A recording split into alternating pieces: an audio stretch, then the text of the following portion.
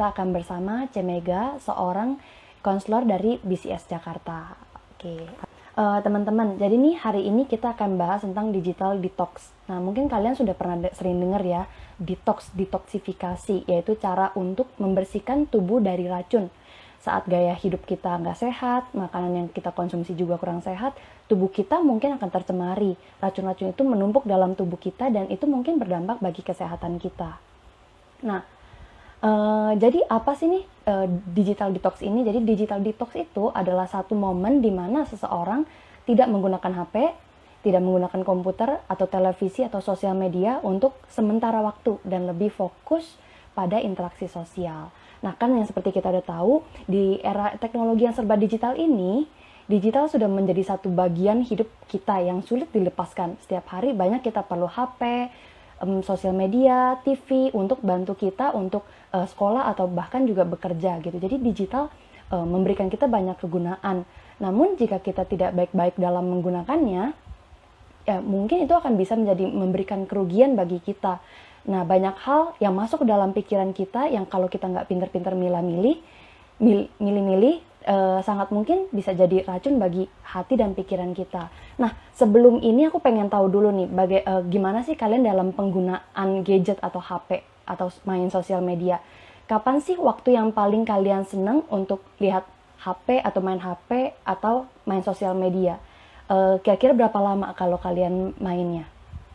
Arken paling lama 2 jam, oke.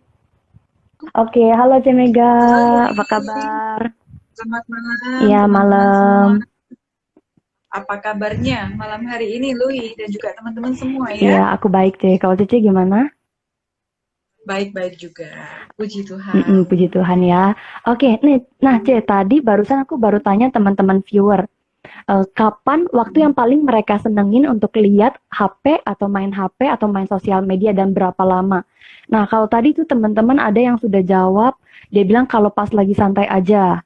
Terus ada juga itu si Valen ya, dan ada juga dari teman-teman Arken, namanya dia paling lama 2 jam. Nah, kalau Cece gimana? Biasanya kapan waktunya paling senang untuk main HP atau main laptop atau main sosmed gitu? Ya, thank you Lui ya. Mm-mm. Wah, teman-teman di sini semuanya kebiasaan main gadgetnya cukup sehat juga ya. Jadi hanya pada waktu santai dan juga maksimal 2 jam ya. Wah, Mm. itu bagus sekali ya. Nanti kita juga bisa belajar sama-sama ya, Lui ya, dari Ya, teman-teman ini, bagaimana mereka juga bisa mengatur waktu dengan sangat baiknya, ya, ketika kita juga memakai dari sosial media ini atau gadget secara keseluruhan. Nah, tadi Lui tanya ke saya, kalau saya pakai gadget, waktunya cukup banyak sih ya. Kalau mm-mm. untuk screen ya, screen Mm-mm. time waktunya cukup banyak karena memang pekerjaan saya berkaitan dengan digital, Mm-mm. berkaitan dengan laptop karena setiap hari kan mesti ada pertemuan dengan teman, dengan jemaat, dengan klien juga melewati online. Cuman mungkin kalau digital detox ini kita akan lebih banyak berbicara atau berfokus kepada kegiatan-kegiatan yang mungkin di luar ya, di luar kegiatan-kegiatan profesional yang biasanya kita lakukan. Kalau Louis sendiri gimana, Louis? Berapa lama waktunya dalam sehari, Louis? Oke, kalau aku itu biasanya kan pas pagi hari biasanya akan cek HP dulu untuk lihat WA ada pesannya masuk atau enggak. Nah, terus biasanya kalau setelah kerja lihat-lihat Instagram sebentar kira-kira ya sekitar ada sih 20 or setengah jam sih. Nah, setelah itu refreshing bentar terus habis itu lihat-lihat berita terkini kira-kira kalau misalnya dihitung mungkin ada sejam 2 jaman juga sih, Ceh. Sekitar sejam 2 jam Oke, juga gitu. iya, iya. Jadi waktunya juga nggak terlalu banyak ya, Louis ya, hanya Mm-mm. sekitar 1 sampai 2 jam ya. Mm-mm. Nah, mungkin dari teman-teman viewer di sini, apakah juga bisa berbagi ya, kira-kira berapa lama waktu yang dipakai dalam satu hari untuk menggunakan gadgetnya ya, untuk menggunakan waktu-waktu luang mungkin yang dipakai di dalam kesehariannya, kira-kira berapa lama? Mungkin untuk Oke. scrolling berita, mungkin untuk lihat-lihat sosial media, untuk mungkin lihat YouTube, nonton Netflix, nonton drama Korea dan sebagainya. Nah, Nah, silakan berbagian. Jadi kita interaksi aja supaya kita juga bisa sama-sama saling belajar ya dari satu sama lain. Iya, oke teman-teman boleh, teman-teman viewers boleh ya kasih di komen kalian di kolom komen, kalian bisa kasih tahu kita, oh kalian berapa lama sih untuk misalkan main HP atau misalkan nonton, ya kalian bisa tulis ya. Tadi teman-teman udah ada yang bilang, oh ada yang 2 jam, terus ada juga yang bilang kalau lagi santai aja gitu. Oke, kalian juga boleh tulis juga ya di kolom komen ya. Oke. Nah, kita sambil tunggu teman-teman dari teman-teman viewers untuk kasih balasan ke kita nanti. Nah, kita ngobrol-ngobrol dikit nih, Ceh, tentang digital detox ini. Nah, iya. Ya. Nah, kan kita tahu ya, Ceh, maksudnya kalau teknologi or digital itu kan memberi kita banyak keuntungan banget ya. Kita bisa lebih dapat cepat akses sesuatu, dapat berita informasi terkini, dan kalau mungkin dulu dari mulut ke mulut, dan kalau sekarang ini tinggal search di internet aja juga udah bisa gitu. Nah, jadi kita banyak banget informasi-informasi yang kita bisa dapetin, dan ini juga sebenarnya mempermudah kita dalam belajar atau dalam bekerja juga kan. Nah, kalau menurut Cece nih, kan tadi kan kita ada bilangnya dampak-dampak positif ya, dampak positifnya. Nah, kalau menurut Cece ini, kalau dampak negatifnya itu kira-kira apa sih? Sambil kita tunggu teman-teman, jawaban teman-teman ya, untuk berapa lama mereka bermain dengan digital ini ya, atau dengan screen itu ya. Nah, mungkin kalau untuk digital time ya, tadi Louis juga sudah menjelaskan bahwa tentu banyak sekali ya dampak positif yang bisa kita dapatkan dari segala sesuatu yang berbau dengan internet ya, dengan aplikasinya, dengan semua kemudahan-kemudahan yang bisa kita dapat ya. Tentu memang banyak sekali, dan mungkin kita bisa menarik garis batas ya yang kita maksudkan dengan digital detox di sini. Detox di sini kan bukan berarti bahwa kita eliminasi atau mendelete semuanya. Oh, berarti kita nggak akan pakai gadget, nggak akan pakai laptop, nggak akan nonton TV, nggak akan melakukan itu semua. Itu tentu tidak ya. Sebab kalau kita melakukan itu semua, kan berarti kita balik lagi ke zaman dulu, zaman beula, zaman sebelum internet masuk ya. Dan tentunya mungkin itu juga bisa memberikan kerugian juga buat kita. Tapi digital detox itu adalah bagaimana kita bisa menarik batasan yang sehat atau memberlakukan batasan yang sehat di dalam pemakaian segala sesuatu yang berbau digital itu. Sebab gini, Louis, mungkin sebelum kita masuk ke dalam dampak negatif ya, kita coba lihat statistiknya dulu ya. Fun facts, statistik mengenai pemakaian atau penggunaan digital. Nah, yang pertama, fun facts yang pertama adalah untuk pemakaian segala sesuatu yang berbau digital atau screen ini ya, seringkali dipakai dan sudah dibuktikan oleh berbagai banyak penelitian itu dipakai oleh generasi Z. Nah, Louis termasuk generasi Z kan ya? Iya, termasuk. Kalau saya sih udah nggak generasi Z lagi. Jadi kayaknya saya nggak masuk ke dalam kelompok yang ini. Generasi Z, jadi mereka yang kelahiran akhir 90 sampai tahun 2010. Jadi mungkin yang sekarang usianya belasan sampai kurang lebih 25-an gitu ya, mendekati 30, itu adalah mereka yang terlibat paling banyak dengan hal-hal yang berbau digital atau mungkin secara sederhana juga gadget tersebut ya. Kemudian di dalam penelitian yang berbeda, sebanyak 53% dari kita semua ya, orang-orang yang diteliti ini ya, itu kalau malam, jadi malam ya, malam kalau kita tidur, sedang kita tidur, kita bisa terbangun minimal 1 kali. Bukan untuk ke belakang, bukan untuk ke toilet, tetapi untuk ngecek HP. Sedang terjadi apa ya? Di grup saya lagi ada obrolan apa ya? Itu kita bisa ngeceknya minimal 1 kali. Kemudian ada juga penelitian yang ngomong dalam 1 hari 24 jam kita akan ngeklik HP kita itu sebanyak 150 kali, Lui. 150 Wow, kali, luar biasa wow. loh. 150 kali. Jadi HP baru ditaruh sebentar, mungkin 10 menit, 15 menit, sudah diambil lagi. Dan tek, tek, tek, Lagi. tek, tek lagi. Buka aplikasi, buka sosmed, mungkin buka WA Group dan sebagainya. Itu kalau di total bisa 150 kali. Wah, banyak ya. Kemudian kalau luar biasa itu kalau 150 kali ya. Kemudian kalau sebuah penelitian lagi di Amerika. Nah, tapi ini sepertinya tidak termasuk kepada para viewer kita ya. Tadi yang menjawabkan 2 jam dan juga dipakai di dalam waktu santai. Nah, kalau di Amerika mereka ngomong kalau rata-rata penggunaan adalah 11 jam dalam satu hari. Oh, wow. Wah, Itu hampir separuh ya. 11 jam. Nah, mungkin sih kalau 11 jam itu termasuk ke dalam kegiatan profesional kali ya, di dalam pekerjaan. Tetapi kalau misalnya kita ngomong, biasanya kan kita kerja satu hari kan 8 jam ya. Iya.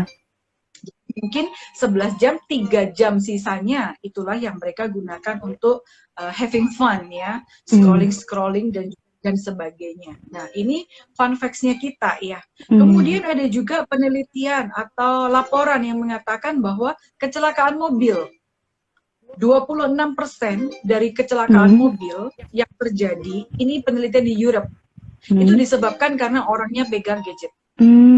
Wah, bahaya banget ya kalau misalnya gitu ya. Bahaya banget, dan mungkin kebiasaan seperti ini juga bisa menimbulkan awareness buat kita semua ya, bahwa mungkin penggunaan yang berlebihan itu dapat memberikan hal-hal yang kurang baik di dalam keseharian kita, di dalam kehidupan kita, dan bahkan mungkin bisa sampai menimbulkan kecelakaan seperti itu tadi. Nah, tentu kan kita seringkali ya banyak membaca berita atau laporan-laporan juga, nggak perlu di Europe, tapi di Indo saya juga sudah seringkali membaca beberapa laporan kecelakaan yang memang karena orangnya pegang HP. Nah, makanya kan sekarang ada peraturan tuh, kalau sepeda motor nggak boleh pegang HP, kalau lagi setir kita juga nggak boleh pegang HP, gitu kan ya.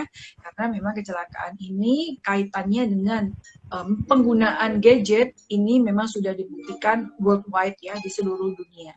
Jadi memang betapa pentingnya kita bisa memperhatikan bagaimana kita, boleh dikatakan bagaimana relasi kita dengan HP, dengan gadget kita.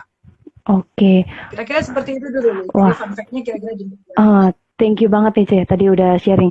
Wah, berarti maksudnya dari tadi yang udah Cece bilang itu, dari yang memang fun fact, teknologi atau digital atau HP itu memang bisa membawa satu manfaat bagi kita, tapi kalau misalkan nggak digunakan dengan baik bisa jadi malapetaka buat kita ya.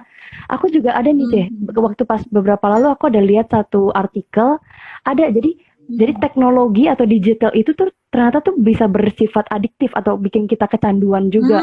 Jadi tuh aku baru tahu tuh ada satu fobia namanya nomophobia. Nah, nomophobia itu apa itu? No mobile phone phobia. Jadi itu adalah satu kayak ketakutan. Kalau misalnya ketakutan kalau peralatan digital kita misalnya kayak HP atau HP kita ketinggalan atau kita ketergantungan dengan chargeran atau misalkan kita selalu cek-cek ponsel kita, lihat HP, lihat message kita itu. Nah, terus kalau misalkan udah sampai akut itu ternyata itu bisa bikin kita cemas banget. Jadi kebergantungan dengan HP-nya itu tuh sangat akut. Aku baru tahu kalau misalkan ada satu penyakit itu salah satu penyakit itu. Iya, benar sekali Lui ya. Jadi memang segala sesuatu yang membuat kita terlibat sangat dalam ya, itu memang bisa menyebabkan atau dikaitkan dengan adiksi ya, atau kecanduan. Nah, main gadget atau main HP, buka-buka sosial media, ngeliatin teman, ngeliatin kehidupan orang lain, ngeliatin berita, artis dan sebagainya, itu adalah hal-hal yang menyenangkan, bukan? Nah, seorang psikolog itu yang bernama David Ginfield ya, David Ginfield, dia itu ngomong gini, bahwa pleasure ya, segala sesuatu yang menyenangkan itu bisa membuat kita menjadi adiktif, bisa membuat kita menjadi kecanduan. Nah, mungkin kalau di dalam pembicaraan kita kali ini kita berbicara tentang teknologi atau teknologi yang berkaitan dengan digital gitu ya, digital stuff. Nah, hal-hal yang menyenangkan tersebut memang bisa menimbulkan kita kecanduan. Nah, tadi Louis sudah ngomong tentang fobia Mm-mm. terhadap gadget ini sendiri ya. Nah, mungkin teman-teman di sini, teman-teman viewer, coba ya kita bisa sama-sama saling memeriksa diri kita. Apakah kita saat ini sudah termasuk ke dalam kecanduan seperti itu ya? Mungkin saya bisa berikan beberapa Mm-mm. tanda dari kecanduan gadget ini ya. Tadi Luisi sudah ngomong sih ya, Mm-mm. ada satu hal ketika kita misalnya nggak pegang HP, kita itu Mm-mm. akan merasa cemas banget. Atau kalau udah masuk mobil atau udah pergi, waduh HP ku ketinggalan. Nah, Iya. kita bisa akan balik. Mm-mm. Kayaknya kayak kita nggak bisa hidup gitu loh. Kalau Mm-mm. kita nggak ada HP di tas, atau kalau cowok mungkin di kantong celana, gitu ya. Mm-mm. Nah, kemudian kalau misalnya kita juga memiliki kecenderungan untuk terus-menerus memeriksa HP. Kayak itu tadi, yang sampai 150 kali sehari. Iya. Mm-mm. HP baru ditaruh, kita udah gelisah. Aduh, ada apa ya? Ambil lagi. Cek lagi. Padahal sebetulnya juga nggak ada apa-apa, nggak ada notif masuk, nggak ada WA masuk, nggak ada apa-apa juga. Tapi Mm-mm. kita kepingin aja ngecek, dan rasanya kalau kita udah ngecek atau udah periksa atau udah main lagi, Mm-mm. itu bisa membuat kita merasa tenang. Mm-mm. Tetapi kalau misalnya sampai 150 kali dalam satu hari, Itu udah rasanya berlebihan itu sih ya. Mm-mm. cukup berlebihan ya. Jadi teman-teman di sini coba kita bisa cek sama-sama ya, apakah kita sudah masuk ke dalam kategori ini. Kemudian kita ada perasaan cemas. Bener tadi Louis ngomongnya, Mm-mm. perasaan cemas kalau misalnya kita nggak lihat sosial media. Jadi ini secara spesifik adalah sosial media. Kita akan merasa nggak nyaman dalam sehari-hari kalau kita nggak periksa. Kalau sekarang mungkin 3 besarnya adalah Instagram, Facebook, atau YouTube ya. Iya. Yang dari 3-nya ini itu digabungkan menjadi yang lagi booming sekarang ini, Louis, TikTok. Oh iya, TikTok benar-benar. Ya, Iya. TikTok itu kan Mm-mm. menggabungkan video, menggabungkan informasi secara Mm-mm. perkataan, secara verbal. Jadi itu menarik secara keseluruhan. Nah, apakah kita juga menghabiskan waktu sangat banyak untuk menggunakan sosial media tersebut atau berusaha untuk membuat konten. Jadi dalam sehari itu bingung gitu. Aku hari ini mau upload apa ya? Aku hari ini mau kasih tahu orang apa ya? Aku hari ini mau bikin apa ya? Nah, hal ini mungkin berbeda ya dengan para blogger atau para influencer ya, sebab mereka kan kerjaannya seperti itu. Benar. Jadi kalau kita orang awam, tetapi kita sangat memikirkan bagaimana kita harus upload ini. Nah, itu mungkin kita bisa mewaspadai diri kita sendiri juga. Okay. Kemudian yang berikutnya, apakah kita juga sangat memikirkan tentang like, tentang dikasih jempol sama orang-orang? Apakah postingan kita itu sudah ditonton berapa kali? Nah, itu misalnya. Kalau misalnya nggak banyak, nah itu membuat kita down. Itu akan membuat kita terus terpacu untuk membuat konten yang lebih oke lagi, yang lebih oke lagi, yang lebih oke lagi. Kemudian apakah kita juga sangat memikirkan postingan kita itu di-share orang nggak ya? Kalau misalnya nggak di-share, itu kita juga akan merasa nggak nyaman juga. Nah, jadi di dalam keseharian kita sangat attach ya, sangat terikat kepada postingan-postingan itu, baik postingan orang lain maupun postingan diri kita sendiri. Sehingga hal-hal demikian itu membuat kita melupakan hal-hal di luar screen, seperti kehidupan kita sehari-hari, aktivitas kita, belajar, sekolah, kuliah, kerja, kehidupan keluarga, dan sebagainya. Nah, apakah aktivitas di dalam screen ini itu sampai merampas waktu kita di dalam menjalani kehidupan, ya dalam tanda kutip kehidupan yang normal, sehingga justru kita sangat terlibat di dalam kehidupan di dalam screen, tetapi sampai melupakan kehidupan di luar screen. Jadi teman-teman di sini boleh silahkan berbagi ya, apakah kira-kira ada pengalaman-pengalaman yang juga teman-teman alami di dalam hal-hal seperti ini. Apakah mungkin kita juga pernah mengalami adiksi ya, mungkin tidak di dalam versi yang sangat tinggi, Tetapi apakah ada tanda-tanda yang mungkin teman-teman juga alami? Silahkan berbagi juga ya, teman-teman viewer. Oke, ya, thank you banget ya. Jadi barusan Cece sudah Cemega udah kasih tau kita ya kalau misalkan tanda-tanda kecanduan atau kecanduan gadget ini salah satunya kalau misalkan kita mulai khawatir, posan aku udah di like berapa orang ya. Kalau misalkan belum di like atau like-nya belum banyak, kayaknya tuh udah khawatir, udah ketar-ketir hati gitu ya. Itu salah satu tanda-tanda ya. Nah, teman-teman ada nggak nih Ya. punya pengalaman seperti ini?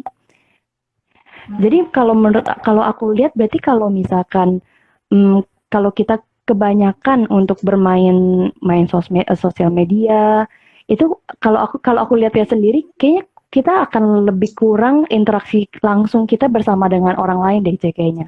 Nah, karena aku pernah punya pengalaman. Jadi waktu pas aku masih tinggal di asrama, nah, kita sekamar itu ada berempat orang. Ada berempat orang. Nah, tempat tidur kita itu kan bertingkat ya. Jadi di bawahnya itu tuh meja belajar dan di atasnya itu baru ranjang kita. Nah, jadi kalau misalkan kita mau tidur tuh harus naik tangga dulu. Nah, ada satu hari, jadi aku tuh saat itu masih belajar dan teman kamar aku itu udah naik ke ranjang kan. Nah, tiba-tiba dia chat aku tuh lewat apa namanya? Lewat dulu sih masih zamannya Facebook ya. Jadi dia kasih chat aku, tolong matiin lampu dong. Padahal kita satu kamar. Padahal kita satu kamar. Dan maksudnya kayak, wow, berarti maksudnya, padahal kan sebenarnya bisa langsung ngomong ya, tapi dia tiba-tiba dia nulis di chat gitu kan. Terus aku saat itu langsung ketawa sih. Maksudnya, wah ternyata tuh teknologi, maksudnya digital gitu tuh bisa jadi salah satu kalau misalnya kita nggak benar-benar mencermatinya, sangat bisa bikin kita tuh interaksi sosial yang langsung itu tuh berkurang gitu. Padahal ini yang satu kamar aja bisa langsung ini ya. Terus pada waktu itu reaksi kamu gimana, Louis? Aku ketawa deh. Langsung aku nengok dia. Terus kita langsung ketawa-tawa sih. Gitu. Iya. Jadi kan sampai temenmu ini sampai merasa lebih nyaman ya untuk chatting daripada ngomong langsung verbal kepada orang yang ada di depannya. Gitu ya. Nah, mungkin dia sudah termasuk yang adiktif ini kali ya. Jadi dia lebih suka pakai ini daripada dia untuk ngomong langsung kepada orang lain. Oke. Kira-kira teman-teman apakah ada yang bisa dibagikan? Mungkin sambil kita nunggu, tadi kan kita udah ngomong tentang tanda-tanda ya. Kalau misalnya kita sudah memiliki kecenderungan yang berlebihan di dalam penggunaan gadget ini ya.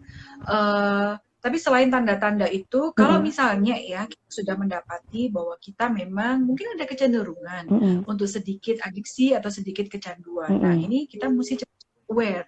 Sebab dampak negatif yang lebih jauh ya, itu bisa terjadi kalau misalnya kita juga tidak segera melakukan perubahan-perubahan di dalam diri kita.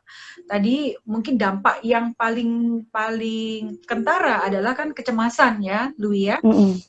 Ada rasa pokoknya gelisah gitu. Kalau kita nggak pegang HP atau nggak ngecek segala sesuatunya itu kita merasa sangat gelisah. Kita kalau bahasa Inggrisnya itu sangat occupied gitu ya, sangat dikuasai oleh, sangat overwhelmed, sangat dikuasai oleh sesuatu yang terjadi di dalam screen ini ya. Kemudian dampak-dampak yang lain itu juga bisa terjadi itu seperti ini. Misalnya, apakah kita merasakan bisa sampai ada depresi? Gitu. Ada rasa sedih. Kalau misalnya kita, Louis pernah dengar nggak FOMO? Fear of missing out. Oh, pernah denger nih, Ceh. Fear of missing out. Seringkali ketika kita ingin ngecek apa yang terjadi di dalam screen, di dalam gadget, di dalam sosial media, atau di dalam WA group dan sebagainya, itu juga adalah karena kita ada perasaan takut kalau kita itu sampai ketinggalan berita, apalagi kalau sampai ketinggalan kegiatan yang dilakukan oleh teman kita dan kita merasa kita nggak include di dalamnya, nggak termasuk di dalamnya, yaitu fear of missing out. Dan kadang-kadang perasaan-perasaan seperti ini kalau dibiarkan terus-menerus dan berlanjut terus-menerus, itu bisa mengarah kepada hal-hal seperti depresi itu. Kemudian juga bisa terjadi seperti social comparison ya, membandingkan diri kita dengan orang lain yang ada di dalam sosial media tersebut. Nah, hal ini kalau misalnya dilanjutkan terus-menerus, kita terus-menerus membandingkan hidup orang lain lebih baik, saya lebih buruk, ini juga bisa menimbulkan dampak yang lebih parah juga, ya seperti depresi itu tadi.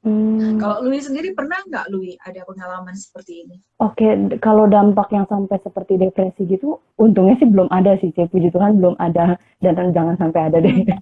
Tapi maksudnya, iya sih, maksudnya bahaya juga ya kalau misalkan, karena kan kalau misalkan kita sering melihat, kayak misalkan lihat sosial media, lihat kayak yang tadi Cece bilang itu salah satu dampaknya kita jadi bisa lebih gampang untuk membanding-bandingkan diri kita dengan orang lain karena kan yang kita lihat di sosial media, yang kita lihat di TV itu kan maksudnya kayak satu masih permukaan ya, maksudnya yang bagus-bagusnya gitu. Kita kan belum melihat yang belakangnya, tapi karena kita disuguhkan yang wah kehidupan dia tuh kayak oke banget ya, kok kayak kehidupan saya begini ya. Jadi kayak jatuhnya lebih ke banding-bandingkan diri sendiri gitu. Padahal kan kita nggak tahu di belakangnya, maksudnya di belakang itu juga sebenarnya mungkin kehidupan dia nggak seindah yang di dalam sosial medianya dia juga kan. Betul, Mm-mm. betul. Karena kita sudah membandingkan diri dan kita bermain dengan pikiran kita sendiri, dan itulah yang justru merusak atau merugikan diri kita ya. Benar. Ya. Mungkin Louis ada pandangan lain, Louis. Apakah ada dampak-dampak negatif yang mungkin Louis juga pernah perhatikan dari mungkin teman-teman, dari mungkin orang lain di sekitar Louis yang Louis merasa kayaknya dia udah berlebihan dan dia udah kecanduan dan dia udah menunjukkan ya gejala-gejala yang mungkin kurang sehat. Oke. Kira-kira ada? Oke, ini tadi aku mau sapa dulu nih, Teh. Ada teman-teman yang baru Ada yang datang. dari Singapura Ada ya? ya, wah halo Singapura, wah udah jauh sekali ya. Ada juga dari teman-teman tadi dari Papua ya. Papua, iya. Oh ya, ada dari Kanova dari Jayapura. Nova ya, Oke. dari Jayapura. Halo. Dona dari Singapura ya. Salam kenal juga. Saya panggilnya Kak Nova dengan Kak Nova dan Kak Dona. Dona Iya, ya, dari Singapura dan dari Papua. Senang sekali teman-teman semua juga bisa bergabung bersama-sama dengan kami untuk IG Live kita itu setiap hari Sabtu pukul 7 malam dengan topik-topik yang cukup relevan dengan kehidupan kita sehari-hari. Tentu kami akan sangat welcome sekali ya kalau teman-teman semua juga bisa terus bersama-sama dengan kami, boleh saling berkenalan, boleh saling belajar sama-sama. Iya. Ya? Atau Nova dan Dona.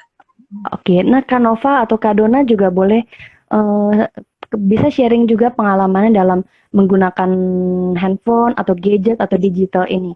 Kalau yang aku lihat dari teman-teman aku ya, atau misalkan lihat dari lingkungan sekitar, dampak yang paling terasa itu ada yang beberapa lalu tuh aku lihat di posan teman aku.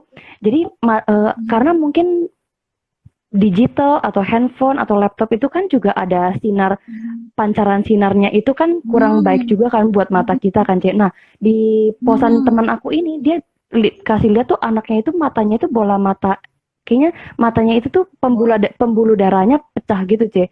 Dan kan dia kasih tahu, aku kan langsung nanya kan itu kenapa gitu, terus dia bilang oh ya dokter matanya bilang itu sangat mungkin terjadi kalau misalkan terus-terusan, maksudnya kena sinar dan terus-terusan gitu kan. Dan nah itu aku rasa wah ini termasuk parah juga ya kalau misalkan ternyata dampaknya itu bisa sampai ke mata kan. Mata kita kan itu benar-benar udah vital ya, udah penting banget gitu ya. Jadi ya itu harus ini sih ya, harus benar-benar kayak kita harus pinter-pinter dalam penggunaan digital ini. Kalau bisa dikurangin atau dipilih-pilih waktunya kali ya.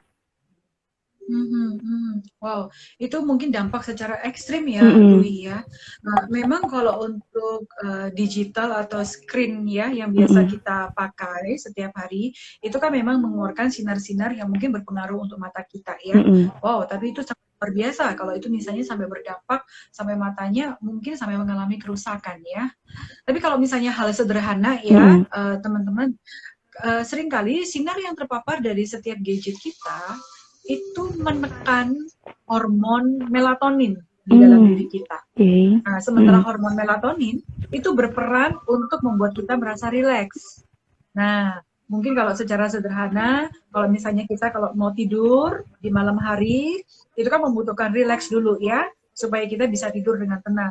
Nah, kalau misalnya kita memakai gadget ini terus-menerus mendekati jam waktu tidur, maka sinar yang mengenai diri kita tersebut itu bisa menekan hormon melatonin tersebut, Mm. dan itu akan menghalangi kita untuk kita bisa merasa rileks dan untuk kita bisa tidur. Nah, oleh sebab itu, jadi penjelasan sederhana, kenapa kalau kita main terus, nah seringkali kan orang ngomong gini ya, mau main HP dulu biar cepet tidur. Nah, sebetulnya itu salah, totally salah. Karena semakin kita main HP, semakin kita main laptop, semakin kita nonton sampai malam, itu justru Makin susah akan tidur. membuat kita kesulitan untuk tidur. Jadi semakin, dan itu kalau pola ini terjadi terus-menerus, lama-kelamaan tanpa gadget pun kita akan insomnia. Karena tubuhnya udah adapt gitu juga ya. Jadi kalau misalnya ini dibiarkan terus-menerus, mungkin kita akan mengalami yang namanya susah tidur. Jadi sebetulnya jawaban dari susah tidur salah satunya yang cukup mudah adalah gadgetnya dimatikan atau segala peralatan teknologinya itu dimatikan paling nggak 1 jam sebelum teman-teman mau tidur. Oke.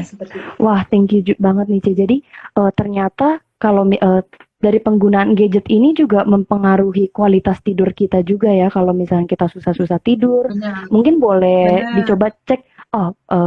Kita main gadgetnya itu udah, kalau misalnya sebelum tidur, mendingan jangan dipegang-pegang lagi atau jangan nonton-nonton TV lagi. Benar-benar cari waktu untuk rileks supaya kita bisa tidurnya dengan kualitas tidur yang lebih baik lagi ya. Benar. Oke. Nah, Ce, ini aku ada mau nanya nih, Ce. Kalau misalkan untuk, kan tadi kan kita udah bilang ya, udah ngobrol-ngobrol, udah diskusi tentang dampak-dampak dari penggunaan dari gadget atau digital ini. Nah, kalau menurut Cece, cara sederhana untuk digital detox ini, kira-kira cara sederhananya apa ya, Ce ya? Cara sederhananya untuk digital detox, tadi sih kita sempat singgung sedikit ya di depan. Jadi bukan berarti bahwa ketika kita melakukan detox, berarti bahwa kita juga ingin mendelete segala sesuatu yang berkaitan dengan digital ini, itu tentu bukan. Tetapi bagaimana kita bisa membatasi diri kita bisa belajar untuk memilah-milah kira-kira hal-hal apa yang bisa kita lakukan bersama dengan gadget kita, dan kira-kira hal-hal apa yang bisa kita buang, atau kebiasaan-kebiasaan yang bisa kita buang yang berkaitan dengan gadget atau screen atau teknologi ini ya.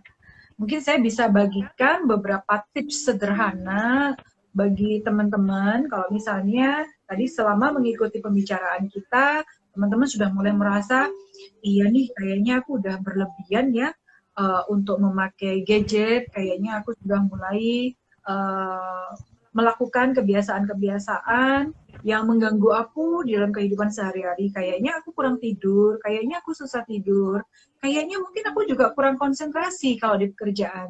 Karena salah satu tadi kita belum sempat singgung tentang hal ini, Dwi. Salah satu dampak negatif dari penggunaan gadget secara berlebihan adalah kita menjadi sulit sekali untuk berkonsentrasi. Kenapa? Karena kalau kita memakai gadget, itu kalau Louis sendiri pernah nggak memperhatikan? Kita akan seringkali berpindah-pindah ya. Sebentar lihat Twitter, sebentar ganti lihat Facebook, sebentar ganti lagi lihat Instagram. Apalagi kalau di Instagram kan ada story tuh di atas, gitu ya. Kita akan seret. Nah, jadi kita akan memang terbiasa untuk tidak berfokus kepada satu hal. Nah, pattern seperti ini kalau kita kaitkan dengan kehidupan kita sehari-hari, misalnya pekerjaan, itu juga akan menghalangi kita untuk bisa berkonsentrasi dengan baik di dalam pekerjaan. Makanya kalau kita kerja mungkin 10 menit, 15 menit, kita udah gelisah, mau melakukan yang lain. Nah, atau mulai terdistract kalau temennya ngomong sesuatu, kita lagi kerjakan apa, orangnya ngomong yang lain, kita akan ikut. Nah, gitu. Jadi, konsentrasinya atau attention span-nya itu juga mulai berkurang. Nah, jadi mungkin kalau misalnya teman-teman sudah mulai merasakan ada gejala-gejala seperti ini, mungkin kita bisa belajar secara sederhana bagaimana kita bisa membatasi diri dari penggunaan gadget atau digital ini ya. Iya. Yang pertama, ada satu itu yang mengatakan kita mungkin bisa melakukan digital fasting, Digital puasa, fasting. puasa digital.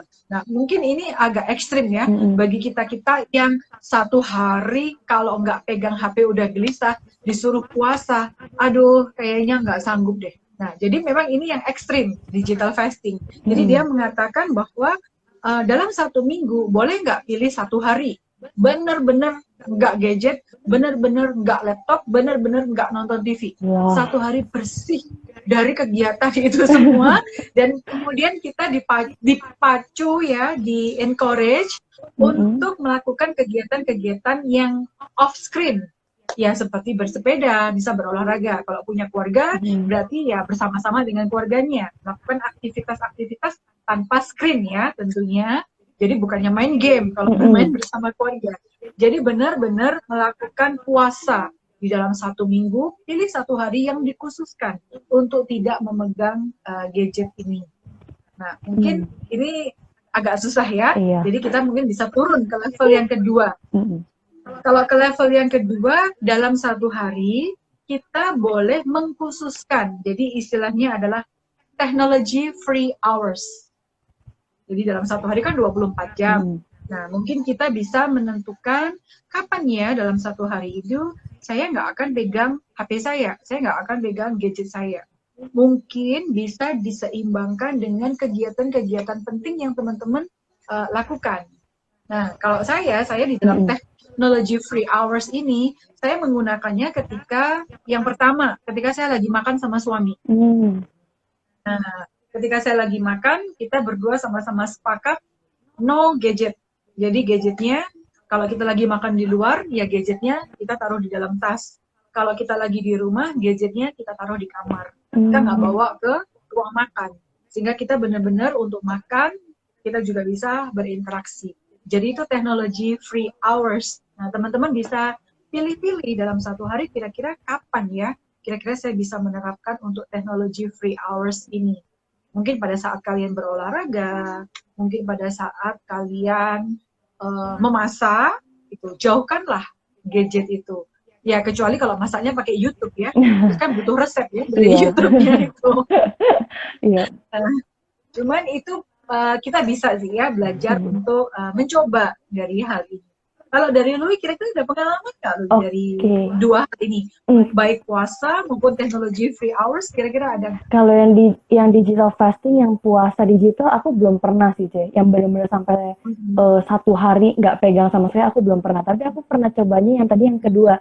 Jadi aku ada pokoknya kayak Cece juga, ambil satu waktu, misalkan lagi makan, itu aku benar-benar nggak pegang HP, nggak pegang apa-apa, cuma pegang makanan aja gitu. Terus ada juga satu waktu aku juga kan kalau misalkan dulu aku sering kalau misalkan lagi kuliah gitu, aku bener-bener nggak mau pakai HP, nggak mau bawa HP itu, jadi aku bener-bener tinggalin. Jadi kan dulu kan aku sekolah aku dengan asrama aku itu kan deket ya, jadi maksudnya aku ada cari satu waktu, jadi bener-bener nggak aku bawa itu si HP-nya. Jadi kan nggak ada kesempatan buat main-main kan, jadi bener-bener bisa fokus dengan dosennya itu ngomong gitu. Karena kadang-kadang tuh kalau misalkan ada HP kan kita jadi gampang terdistraksi ya, maksudnya dosen lagi ngomong kita pegang HP, kan itu juga nggak baik juga kan, dan juga nggak menghormati orang juga kan. Jadi ya paling ada beberapa waktu aku ya udah aku simpen aja, tinggalin di rumah ya. Jadi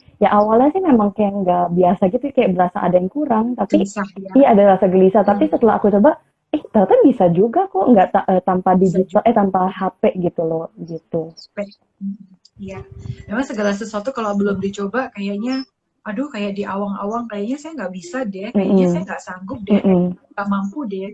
Tapi itu karena belum dicoba. Tapi kalau udah dicoba dan dicobanya pelan-pelan, sedikit demi sedikit, ya harapannya kita bisa melakukannya dengan lebih baik dari hari ke hari. Iya. Nah, kalau misalkan untuk digital detox ini aku juga pernah nih, Cek. Jadi aku ini sih agak ekstrim sih. Maksudnya jadi karena aku merasa kayaknya akhir-akhir ini tuh terlalu sering banget mainan satu aplikasi gitu ya. oh udah aku hapus dulu aja deh. Aku hapus gitu. Jadi tapi iya, Oh, tapi ya. ini ekstrim sih, maksudnya kan nggak harus dihapus juga, tapi maksudnya harus lebih dikendalikan aja gitu. Tapi waktu pas beberapa lo mikir Hmm. udah hapus aja lah kan, jadi kalau misalkan mau main kan jadi lebih susah kan, harus harus install lagi gitu. Jadi udah hapus aja akhirnya. Hmm. Begitu. Oke. Mm. Tapi cara yang kamu lakukan itu benar loh, Lui. Itu adalah cara yang ketiga dari yang ini tadi, yang saya paparkan tadi. Jadi Mm. dia ngomongnya pakai kata specific detox. Jadi kalau Mm. specific detox itu aplikasi-aplikasi tertentu yang kira-kira sangat mengganggu atau sangat menggoda dan kira-kira sudah memberikan dampak yang cukup negatif, nah itu kita delete. Nah, kalau Louis tadi kan Mm. delete, kalau misalnya nanti kita mau pakai lagi kan cukup sulit ya, Mm. mesti masukin email, masukin password kan, Mm. perlu usaha yang lebih dan mungkin itu juga akan membuat kita jadi malas ya untuk masuk Mm. lagi. Jadi cara itu mungkin juga cukup efektif untuk bisa dilakukan ya, spesifik detox Mm. dari beberapa aplikasi yang mungkin mengganggu itu tadi. Dan kemudian yang Mm. terakhir itu bisa ada yang namanya social media detox. Jadi kalau yang tadi kan aplikasinya yang Mm. di-delete ya. Aplikasi kan bisa bermacam-macam ya. Ada aplikasi apa aja ya. Untuk nyanyi mungkin. Oh iya. Kan ada ya. Saya Mm. lihat ada orang yang juga cukup adiksi juga. Jadi kalau nggak salah namanya, kita boleh nggak ya nyebut nama salah satu aplikasi? Atau mungkin Atau dia nggak usah deh ya, disamarkan. kita nggak usah sebut. Iya. Ya, jadi dia memakai itu, jadi dia terus menerus nyanyi, aduh gimana ya caranya dapetin skor yang bagus, Hmm. sehingga sampai dia agak sedikit melalaikan pekerjaan. Nah, kalau yang terakhir itu adalah social media detox. Jadi khusus untuk social media, entah Facebooknya yang di-delete, Twitternya, atau YouTube-nya, atau Instagramnya. Ya, jadi dia pilih satu atau dua yang bisa dia hapus, sehingga itu juga bisa mengurangi ya waktu atau intensitas dia untuk bermain gadget tersebut. Oke. Kalau Lui ada pengalaman yang lain lagi nggak, Lui, berkaitan dengan how to kita melakukan digital detox ini? Kalau aku tuh ada juga sih, maksudnya kadang-kadang kalau misalkan lagi ini baru-baru aku lakukan, baru banget aku lakukan, jadi maksudnya, Hmm. supaya aku mengalihkan mengalihkan sedikit perhatianku, kan biasanya pengen main. Nah, terus kalau kali ini tuh aku lagi cari cara gitu. Nah, baru aja kali ini tuh aku baru beli satu alat musik. Alat Oh, musik ini namanya kalimba. Nah, kalimba ini tuh kalau di bahasa Indonesianya, kalimba. iya bahasa Indonesia itu piano Hmm. jempol.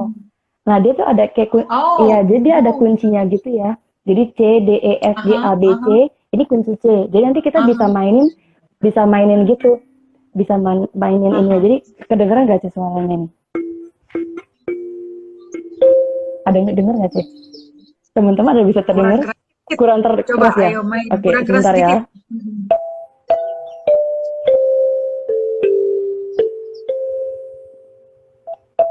Oh, Kedengeran gak sih? wow. Dengar, dengar, dengar. Iya, Wah, jadi kan kalau asik banget itu Lui ya. iya menarik sih kalau menurut aku, karena ini aku juga, nah keuntungan dari teknologi itu ya aku nggak memungkiri memang teknologi memang baik buat kita, karena aku juga Hmm. tahu alat ini itu juga Hmm. dari YouTube gitu, aku lihat ada Internet. rekomendasi, ada rekomendasi, nah terus waktu pas lihat, ih suaranya bagus banget gitu, terus aku penasaran kan, aku coba cari di Shopee, ih enak ya suaranya ya, Hmm. terus ya udah, terus jadi ketagihan nih sekarang. Jadi kalau misalkan udah capek, misalkan baru selesai kerja, terus coba-coba main-main dengan alat Hmm. ini, kan lumayan ya, maksudnya kalau kita kan Hmm. biasa kita mainnya HP, terus kalau dengan cara ini Hmm. kan bisa lebih, Jadi sama. jadi ada pengalihannya gitu sih. Heeh, heeh. Iya. Oke, iya, iya. Iya, bagus banget. Nah, itu teman-teman semuanya pada berkomentar bagus, pada kasih Iya, jempol semuanya, ini ada teman ada kita kasih namanya gambar Christian. hati juga. Namanya Mhm. Christian bilang, "Itu namanya apa?" "Oh, ini namanya Namanya apa? kalimba." Kalimba. Iya, Coba kita bisa tulis ya. Saya oh tulis ya, ya. Kalimba. Aku Oke, nah itu namanya Kalimba ya, Christian. Jadi mungkin nanti bisa Bisa coba Wah, cari. ini Louis mempopulerkan alat musik kalimba ya. Iya. Nanti bisa di search Mm-mm. ya, itu bisa dipakai sebagai pengganti gadget ya. Caranya Iya. main kan kurang lebih sama ya, Heeh, pakai jempol juga kayak orang chatting, iya, jadi gampang. tetapi ini Mm-mm. musik. Mm-mm, benar benar benar. Dan terus dia kayak kuncinya kan kunci C ya, C D E F G A B C gitu kan. Jadi kalau kayak seperti kita main pianika gitu. Dan jadi lebih gampang sih menurut aku sih. Jadi teman-teman bisa lihat di YouTube, tulis kalimba, dan banyak lagu-lagu yang bagus juga dimainkan dengan kalimba ini. Jadi rasanya tuh kayak tenang gitu. Jadi nggak, kan kita bisa cari peralihan, nggak melulu harus HP, atau nggak melulu harus sosmed. Kita bisa cari dengan musik. Musik juga kan bisa bikin kita lebih rileks juga, hati kita seneng gitu. Ya, benar, bagus sekali. Karena musik juga bisa menjadi salah satu alat terapi ya buat Mm-mm. diri kita, ya, untuk membuat kita rileks dan kita justru merasa tenang. Jadi ini apa ya, opposite, berlawanan Mm-mm. dari yang kalau kita main digital kan itu justru membuat kita merasa cemas. Tapi Mm-mm. kalau kita main musik itu justru membuat kita merasa tenang. Wow, itu bagus sekali, Louis. Kamu memberikan satu jawaban yang sangat-sangat keren. Nah nih, buat semua viewer, kalau Mm-mm. misalnya membutuhkan sebuah distraksi ya dari bermain gadget tersebut, cara yang dipakai kurang lebih mirip, tetapi manfaatnya berbeda dan tentunya memberikan manfaat yang positif juga. Benar. Wow, bagus sekali, Louis. Ya, untuk digital Mm-mm. detox, teman bisa melakukan banyak cara ya. Mungkin ketika kita mendengarkan, aduh kayaknya susah deh aku melakukan ini. Tapi kalau Mm-mm. kita bisa melakukannya, mencoba dulu, paling nggak mencoba dulu, dan coba kira-kira dilihat apakah ada dampak yang lebih positif yang mungkin kita bisa dapatkan dari digital detox ini.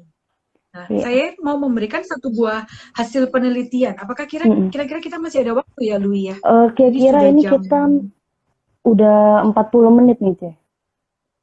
Oh, oke. Boleh atau Mungkin nggak saya terakhir? bisa sampaikan. Mm-mm. Mm-mm. Ya, saya sampaikan sebentar ya untuk hasil penelitiannya Mm-mm. ini. Mm-mm.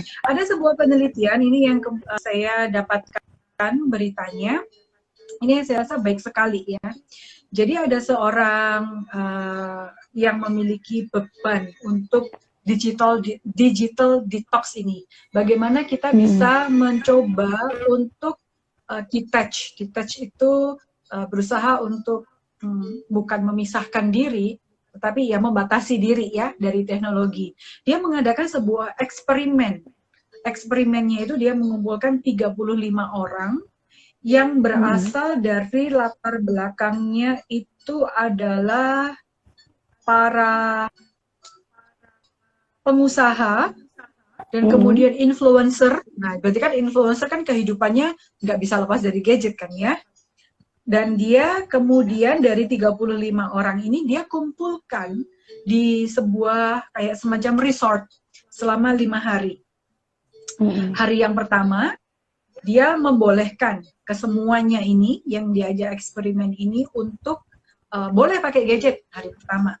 Tapi hari kedua, ketiga, keempat, kelima, gadgetnya ditarik. Gitu. Oke. Kamu nggak boleh sekarang pakai gadget, gadgetnya mesti dikumpulin. Nah, dari 35 ini, dia menerjunkan 5 orang dari latar belakang neuroscientist gitu ya. Jadi ahli yang mempelajari mengenai masalah brain, otak, dan juga Mm-mm. mempelajari facial expression, gesture, dan kemudian psikolog juga yang dia terjunkan ke sana Mm-mm. untuk melihat ada bedanya nggak ya dari orang-orang yang kita adakan eksperimen untuk digital detox ini. Nah, kemudian dari hasil akhirnya penelitian ini ngomong, itu menarik sekali ya. Ketika orang-orang ini, nah orang-orang ini kan adalah orang-orang yang sangat terlibat ya di dalam teknologi. Tapi ketika mereka dalam tanda kutip dipaksa untuk tidak menggunakan teknologi selama 4 hari ini, Mm-mm. dampak positifnya itu yang terlihat cukup baik. Mereka dikatakan memiliki relasi yang baik satu sama lain. Ini sebelumnya adalah orang yang saling nggak kenal. Oke. Mereka Mm. dikatakan memiliki relasi yang baik dalam pengertian kalau ngomong itu bisa eye contact gitu. Nah, Mm. seringkali orang kalau pakai gadget itu rada susah ya untuk kita juga bisa eye contact sama orang lain. Iya. Ya, Mm. misalnya kalau anak-anak, remaja, ABG, kalau lagi main gini, Kalau dimintain tolong mamanya kan cuma Mm. ya sebentar, tapi Nggak dia lihat nggak matanya. datang ke mamanya untuk eye contact, untuk respect, kan itu juga jarang ya, atau mungkin sulit untuk dilakukan. Nah, di dalam penelitian ini dikatakan bahwa relasi antar orang itu bisa menjadi jauh lebih baik. Dia mengatakan demikian. Karena orang ada eye contact, orang jadi lebih saling memperhatikan, orang jadi lebih saling mengenal satu sama lain, dan muncul empati dari diri mereka satu sama lain. Mereka saling memperhatikan dan juga saling menolong. Nah, terus kemudian yang kedua dikatakan bahwa kalau kan mereka nggak pakai gadget tuh. Nah, biasanya kita kalau dalam pertemuan-pertemuan, kalau kita punya gadget, terus kalau kita nggak ngerti tentang percakapan, sesuatu hal, kita ngapain coba? Kita akan googling. Ini kira-kira ngomong apa ya? Jadi kita akan langsung mendapatkan informasi dari Mbah Google ya. Kita kalau ngomong Mbah Google gitu. Nah, ketika kita nggak memakai gadget ini dan kita tidak ada pertolongan Google, nah di dalam percakapan mereka ditemukan orang-orang ini bisa menjadi jauh lebih kreatif. Orang-orang ini bisa mengeluarkan ide-ide yang baru, mengeluarkan insight-insight yang baru. Mereka justru merasa tertantang untuk berpikir. Jadi ide-ide yang mereka keluarkan tuh justru bisa muncul ide-ide yang cemerlang. Karena mereka dirangsang untuk berpikir, karena tidak ada pertolongan teknologi itu tadi, tidak ada pertolongan Google itu tadi. Jadi mereka bisa saling berinteraksi, saling berbagi diri, saling berbagi pendapat dengan intensitas yang bisa cukup dekat juga. Nah, itu baik sekali ya. Saya rasa hasil penemuannya ini ya, Lui ya. Kemudian yang ketiga dikatakan mereka mengalami improve memory, ingatan atau memori yang lebih baik. Saya sendiri merasa kalau dengan adanya pertolongan gadget ini saya susah sekali loh nginget nama orang. Kalau Lui merasa gitu nggak? Lumayan sih, Je. Karena nama orang atau nomor HP atau Sudah alamat ada di dalam orang, karena HP. segala sesuatunya betul kan sudah ada. Nanti kalau saya butuh saya tinggal klik. Nah, ketika kita nggak memiliki data-data ini lagi, mereka dibuktikan dilihat mereka jadi bisa hafal loh teman-temannya 35 orang satu persatu. Mereka ketika breakfast, ketika makan, ketika main game off screen ya, bukan game screen. Nah, itu mereka bisa saling mengenal dan itu justru mendekatkan relasi satu sama lain. Dan ini adalah sesuatu hal yang saya rasa baik sekali ya, karena seringkali pepatah ngomong gimana gadget itu mendekatkan yang jauh, tapi menjauhkan yang dekat. Iya, aku pernah gitu iya, ya. benar. Nah, ini tanpa gadget mereka jadinya sangat dekat satu sama lain ya. Jadi ini saya rasa penelitian ini wow sangat baik sekali. Kemudian mereka dikatakan more efficient sleep ya. Jadi tidurnya bisa jauh lebih nyaman, tidurnya bisa jauh lebih enak. Tadi kita sudah belajar ya tentang hal ini. Kenapa kita bisa tidur lebih nyenyak ketika kita mengurangi penggunaan screen time kita. Nah, jadi mungkin teman-teman di sini, kalau saya sendiri, saya tertantang loh, Lui, untuk bisa melakukan ini. Mungkin nggak 4 hari ya, 4 hari mungkin agak drastis ya. Tapi yang digital fasting, yang 1 minggu 1 hari mungkin bisa coba mulai kita saya mau mencoba dan coba kita lihat apakah memang kita bisa mendapatkan dampak sepositif dari hasil penelitian ini. Dilakukan oleh orang namanya Kate Unsworth.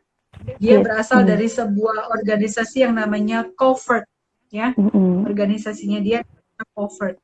Nah, ini saya rasa menjadi sebuah hal yang baru dan bagus untuk kita bisa pikirkan sama. Apakah kita juga mau melakukan, mencoba ya, melakukan digital detox ini. Dan kita juga bisa lihat apakah hasilnya itu juga bisa berdampak positif bagi kehidupan kita. Oke, wah, thank you banget. Itu penelitiannya menarik sih, Ce. Nah, karena kita terbatas waktu nih, Ce, kayaknya kita harus sudah sampai sini dulu nih. Nah, tapi thank you banget ya udah menyempatkan waktunya hari ini. Thank you juga buat teman-teman. Wah, ada teman-teman yang bilang thanks sudah jadi berkat dalam hidup aku. Wah, terima kasih juga. Thank you, Hana. Ya, God bless you too, Hana. Ya, jadi thank you teman-teman hari ini sudah bersama kita selama 40 menit ini dan Thank you juga buat teman-teman semua, Cimega yang sudah mau menyempatkan waktunya. Dan hari ini kita kembali diingatkan bahwa teknologi memang baik memang baik, tapi kita memang harus kembali mengontrol diri kita supaya teknologi itu bisa menjadi kebaikan buat diri kita. Kalau misalkan ada teman-teman yang belum bisa dengar atau telat dengar, kalian bisa ikutin rekaman ulangnya di IGTV kita. Oke, thank you semuanya. Kita Thank sampai sini you dulu ya. semuanya. Oke, selamat malam dan Ya, happy weekend. you. See you guys. Ya, Thank thank you you, juga Cem. Lui. Thank you juga teman-teman semua. Happy Ya, weekend ya. happy God weekend. bless God semuanya. bless. Tuhan Yesus memberkati. Amin.